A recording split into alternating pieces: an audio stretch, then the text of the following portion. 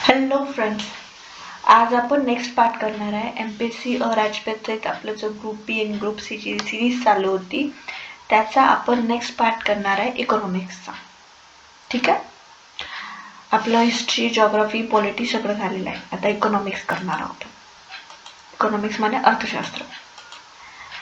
बघा इथे काय म्हटलंय, 95 मध्ये बँक ग्राहकांच्या विवादांचे स्वस्त व जलद निपटारा करण्यासाठी ही योजना सुरुवात करण्यात आली. नंतर आता मला सांगा, जलद निपटारा करायचा आहे.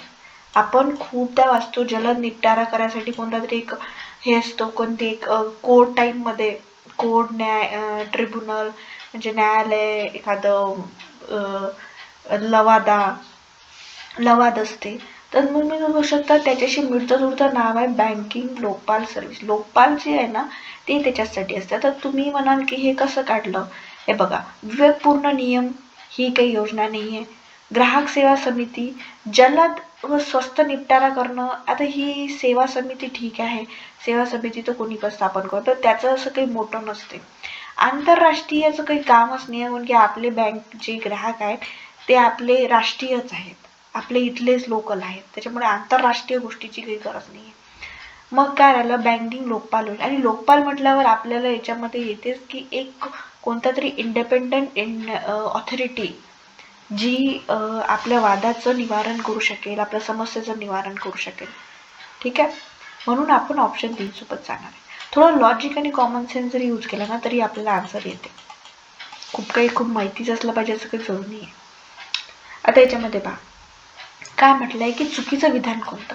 आपण हा थंब रूलच अभ्यासला आहे की चुकीचं, इनकरेक्ट वगैरे असं काही विचारलं असेल तर मिनिमम ऑप्शन असतात, त्याच्यामध्ये कमीत कमी ऑप्शन असतात. आता कमीत कमी ऑप्शनवाला कोणता आहे? फक्त ए. हाच एक आहे ज्याच्यामध्ये कमीत कमी ऑप्शन आहे, त्याच्यामुळे आपण त्याच्यासोबत जाणार आहे. तसा हा PYQ आहे. हा तुम्हाला मी सांगते STIच्या मेन्समध्ये खूपदा आलेला आहे, खूपच वेळा आला. इथे हे नंबर चुकला आहे. इथे 1949 पाहिजे, 1949 पाहिजे. ज्यावेळेस समिती झाली होती त्यात महालोबनीस होते, गाडगीळ होते, VK राव होते, आणि याचा पहिला अहवाल 51 मध्ये दिला होता आणि अंतिम अहवाल 54 मध्ये दिला होता. एवढ्याच नंबरची गडबड आहे याच्यात. पण तुम्ही जर हे घेऊन चाललं की आपलं वाला लॉजिक की चूक म्हटलं, इनकरेक्ट स्टेटमेंट म्हटलं की कमीत कमी ऑप्शन असतात, कमीत कमी ऑप्शन वाला आन्सर मार्क करायचं. ठीक आहे. ग्रामीण भागातील शेती व संबंधित उपक्रमांना प्रोत्साहन देण्यासाठी कर्ज पुरवठा करणारी कोणती असेल? आता सर्वच्या सर्व तर ग्रामीण भागाला, आणि याच्यात म्हटलं शिखर संस्था म्हटली. आता शिखर संस्था म्हणजे शिखरावर एकच जण असते, असं शिखर आहे. समजा असं शिखर आहे, शिखरावर एकच राहू शकते, एकच जण राहू शकते, म्हणून वरीलपैकी सर्व तर गेलं. मग आता कोणतं?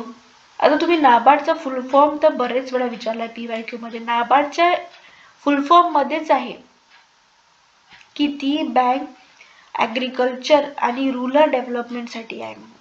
मग तिच्या आता त्यांनी फुल फॉर्म तिथे लिहून नाही दिला, जाणून बुजून लिहून नाही दिला. ते फुल फॉर्म लिहिला असतं तर आपल्याला लगेच माहित झालं असतं की याच्यामध्येच ॲग्रिकल्चर आणि रूरल डेव्हलपमेंट लिहिला. त्याच्यामुळे नाबार्ड आपला आन्सर आहे. आणि हा PYQचा क्वेश्चन आहे. नाबार्ड एक खूप मोठी संस्था आहे, खूप पॉप्युलर संस्था आहे, हिच्यावर मल्टिपल टाइम आलेले आहे. STIच्या मेन्समध्ये तर याच्यावर हमखास क्वेश्चन असते, आणि राज्यसेवेच्या राज्यसेवेच्या प्रीमध्ये पण बरेच वेळा आलेले आहे. अर्थसंकल्प मध्ये 21-22 मध्ये केंद्र सरकारचा उत्पन्नाचा सर्वात मोठा स्रोत कोणता? आपल्याला माहिती नाही. मी तुम्हाला काय सांगितलं, लांब लचक, व्यवस्थित एक्सप्लेन केलेलं, व्यवस्थित स्पष्टीकरण केलेलं, खूप साऱ्या गोष्टी ज्याच्यामध्ये समावेशन होते असा सर्वसमावेशक ऑप्शन आपण चॉईस करायचा. आता याच्यामध्ये पाहता बॉरोविंग अँड अदर लायबिलिटीज म्हटलं की सगळ्या गोष्टी त्याच्यामध्ये येतात. बॉरोविंग कुठूनही घेऊ शकतो आपण, देशातल्या बाहेरच्या कुठल्या संस्थेकडून किंवा कुठल्या बँकेकडून, कोणत्या देशाकडून. याच्यामध्ये अदर लायबिलिटीज म्हणजे खूप मोठा सर्कल होऊन जातो, खूप साऱ्या गोष्टीचा समावेश होतो. त्याच्यामुळे तेच एक सर्वसमावेशक ऑप्शन आहे. ठीक आहे. 2011च्या जनगणनेनुसार देशातील लोकसंख्येची घनता किती आहे? आपल्याला 2011चे आकडे पाठ असणं अपेक्षित आहे, पण जर PYQ आलेला आहे हा रटून घ्यायचा. 382 आहे आपले देशाची घनता, 382. नेक्स्ट पाहूया. हे सगळं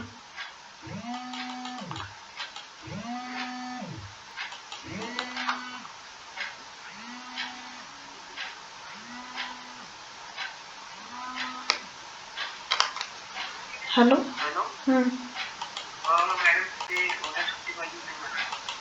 ठीक आहे ना, जाऊन हां. हां. लॉक लावला आहे का? हां हां ठीक आहे, लॉक उघडून दे फक्त, मी जाताना लावून दे. हां ठीक आहे ना, ठीक आहे. हां हो ठीक आहे.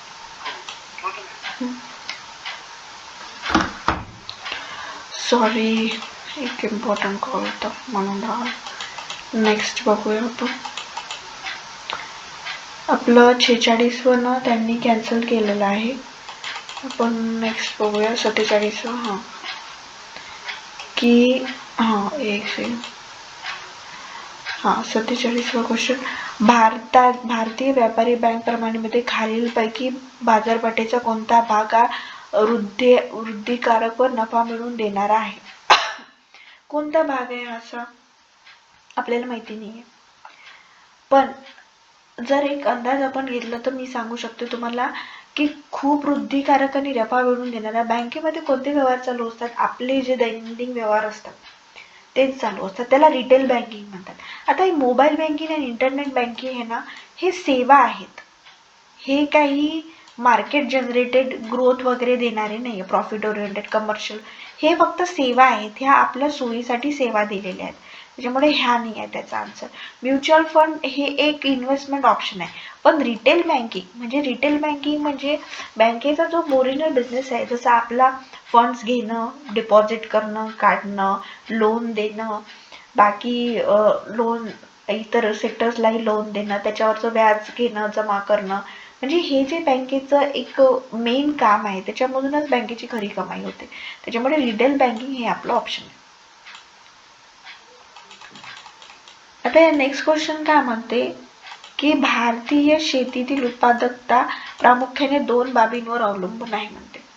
कोणत्या 2 बाबी आहेत त्या आपल्याला माहिती नाही. तर आपण कोणत्या 2 बाबी घ्यायच्या? मी तुम्हाला काय म्हटलं होतं की जेवढा क्वेश्चन कठीण तेवढं त्याचं आन्सर सोपं. आणि हे ना असे ओपिनियन बेस्ड क्वेश्चन आहेत, म्हणजे तुमचं मत तुम्हाला कधी कधी दुसरे वाटू शकते, हे पण वाटू शकते. तर त्याच्यात आणखी एक गोष्ट, याच्यामध्ये आणखी लावणाऱ्यांनी ट्रिक अशी लावली होती. मी ऑप्शन ए सोबत गेली होती, कोणी मला माहिती नव्हतं म्हणून ऑप्शन ए मारलं. यांनी काय म्हटलं, सेट ऑफ फॅक्टर्स म्हटलंय. आता यांनी काय केलं होतं, फॅक्टर जिथे आहे ना ते उचलले, टेक्निकल फॅक्टर आणि इन्स्टिट्यूशनल फॅक्टर. हे बघा, साधे कीवर्ड्स असोसिएट केले आणि आपला आन्सर आणलं 3.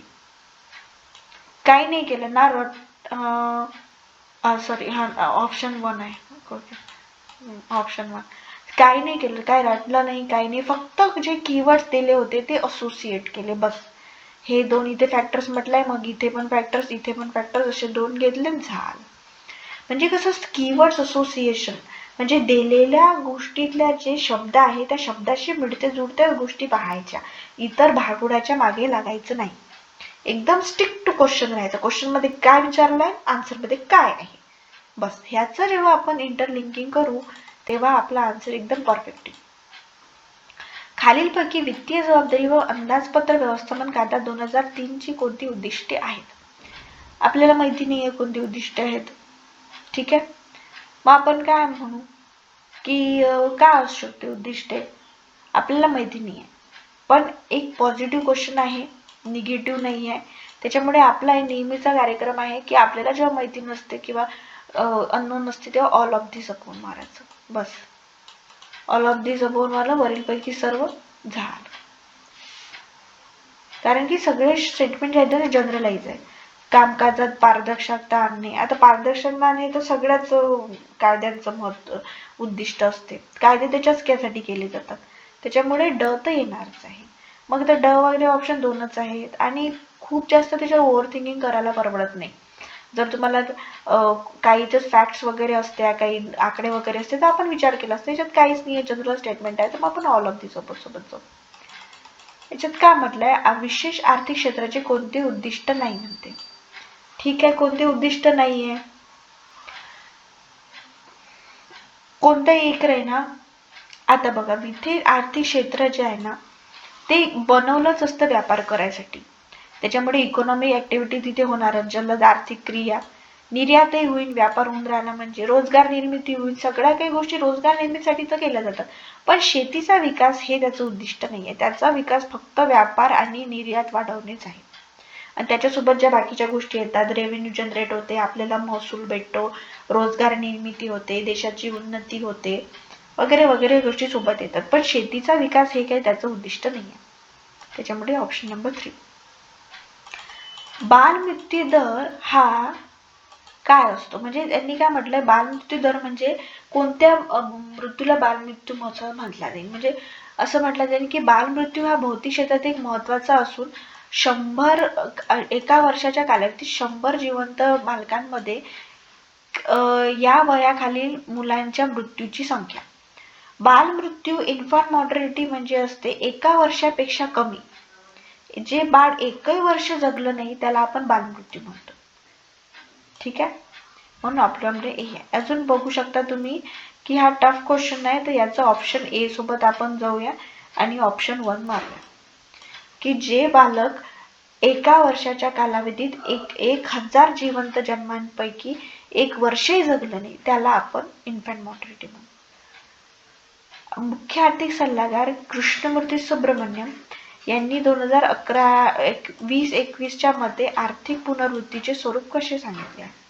कसे सांगितले ते, आता तुम्ही आर्टिकल किंवा न्यूजपेपर वाटलं असेल तर व्ही शेप सांगत. व्ही शेप म्हणजे कसं होतं, त्यांचं कसं म्हणणं होतं की आता कोरोनाच्या काळात खाली गेली, ठीक आहे, अशी खाली गेली, पण पुन्हा आपण बाउन्स बॅक करू तेवढ्याच एनर्जीनी, तेवढ्याच याने पुन्हा जे जिथे होतो तिथेच येऊन जाऊ, अशी व्ही शेप रिकव्हरी, याला म्हणतात V shape recovery. U shape म्हणजे खाली गेलो, थोडा वेळ तिथेच राहू आणि मग पुन्हा वरती. ठीक आहे, म्हणजे यू शेप आणि व्ही शेप हे दोन असे जवळचे होते ऑप्शन. त्याच्यामुळे आपण 50-50 मध्ये तर आलोच होतो यू आणि व्ही शेप मध्ये, पण व्ही शेप रिकव्हरी तेव्हा खूप जास्त न्यूज मध्ये होती. त्याच्यामुळे ऑप्शन नंबर 3. भारताच्या केंद्रीय अर्थसंकल्प 2020 नुसार करपात्र उत्पन्नातील आयकर दर पातळी किती टक्क्यापर्यंत आहे. किती टक्क्यापर्यंत आहे, तर ती आता 5% तर सगळीकडे कॉमनच आहे. ठीक आहे, 5% कॉमनच आहे. आता 35, 25, 30, 32 काय, त्याच्यापैकी 5 ते 30 आहे. हे आपल्या बजेटमध्ये येते. आपण बजेटच्या सेक्शनमध्ये जेव्हा आपण डिस्कस करू, बजेट हे शिकवेल मी, बजेटमध्ये जेव्हा डिस्कस करू तेव्हा मी तुम्हाला टॅक्सचे किती स्लॅब आहे ते सांगेल. सध्यासाठी सांगते की तेव्हा हे बजेट आलं होतं तर तेव्हा त्या स्लॅब्स वाढवल्या होत्या त्यांनी. म्हणजे ती जी होती की 10%ची गोष्ट 5%वरच आणली होती आणि तिकडे पण 30% वाली सूट दिली होती. त्याच्यामुळे ह्या सगळ्या गोष्टी न्यूजमध्ये होत्या. त्यामुळे ऑप्शन नंबर 3 आहे आपला. आता याच्यापैकी कोणती विधाने बरोबर आहेत म्हणते. माहिती नाही आहे आपल्याला कोणती विधाने बरोबर आहे, कोणती विधाने चूक आहे, असं आपण काहीच सांगू शकत नाही. तर ऑल ऑफ दी सोबत जाणार आपण, वरील पैकी कोणतेही नाही. आता तुम्ही पाहाल ना तर याच्यामध्ये सांगाल की भारतात कोणत्याही क्षेत्राला पुरवणारी वीज जगात सर्वात स्वस्त आहे, नाही. आपल्या इथे विजेचे दर जास्त आहे. उद्योगाला विजेचा दर सर्वात जास्त आहे, नाही. जगात सर्वात जास्त आहे, नाही. आपण विजेला कन्सेशन देतो इंडस्ट्रीसाठी, म्हणजे उद्योगांसाठी सबसिडी वगैरे पण देतो. भारतातील वीज वितरणाचा खर्च परतावा समाधानकारक आहे, नाही. आपल्या इथे उज्ज्वल डिस्कॉम एक योजना आली होती, ते त्याचसाठी आली होती कारण की या डिस्ट्रीब्युशन कंपन्या ऑलमोस्ट घाट्यामध्ये चालून राहिल्या होत्या, त्याच्यावर खूप कर्ज होतं. त्याच्यामुळे खर्च परतावा हा समाधानकारक नाहीये. म्हणून ऑप्शन नंबर 4 आपला आन्सर आहे. सगळ्याचे सर्व स्टेटमेंट चुकीचे आहे. ठीक आहे, नेक्स्ट बघूया. शेवटचा क्वेश्चन आहे आपल्या इकॉनॉमिक्सचा की खालील विधाने विचारात घ्या. आंतरराष्ट्रीय व्यापाराच्या आता हे आंतरराष्ट्रीय व्यापाराच्या देशवस्तूच्या वस्तूच्या किमतीमधील फरकावर आधारित असतो. व्यापाराच्या अटी निर्यात वस्तू आयातीच्या विनिमय गुणवत्ता आणि किमतीच्या गुणवत्तेच्या संदर्भात घेतल्या जातात. आंतरराष्ट्रीय व्यापारातील व्यवसाय शेषाच्या नोंदी दुहेरी पद्धतीने केल्या जातात. आता आपल्याला माहिती नाही आहे, पण याचे निगेटिव्ह असं काहीच नाही आहे. ठीक आहे, असं काही म्हटलंय का चुकीचं की ते दुहेरी पद्धतीने केल्या जात नाही किंवा हे होत नाही किंवा ते होत नाही, असं काही म्हटलंय का? नाही. त्याच्यामुळे एक जनरलाइज सेन्स आहे. आपल्याला फारशा खोलातल्या गोष्टी माहिती पण नाही आहे, त्याच्यामुळे कोणतंच गोष्ट आपल्याला इलिमिनेट करता येत नाही. असं ठामपणे माहिती असलं की आपल्याला नाही हे असं होतच नाही, तेव्हाच कुठं आपण त्याच्यासोबत जातो. जिथे जनरलाइज गोष्टी आहेत, एक सर्वसाधारण स्टेटमेंट्स आहेत ज्यांना आपल्याला नाही म्हणता येत नाही, त्यांना आपण बरोबर म्हणून चालतो आणि ऑल ऑफ दिस ऑप्शन मारतो. अजून एक गोष्ट इथे पण लागू होते की नवीन क्वेश्चन आहे, नवीन क्वेश्चन आहे, कठीण क्वेश्चन आहे, त्याच्यामुळे ऑप्शन ए त्यातलं आन्सर असतं. ठीक आहे, पहिलं वाला ऑप्शन वरीलपैकी सर्व. तर आता आपले इथे इकॉनॉमिक्सचे संपलेले आहे. नेक्स्ट आपण सायन्सचा आहे, ते पुढच्या लेक्चरमध्ये करूया आपण. Thank you friends, thanks for join.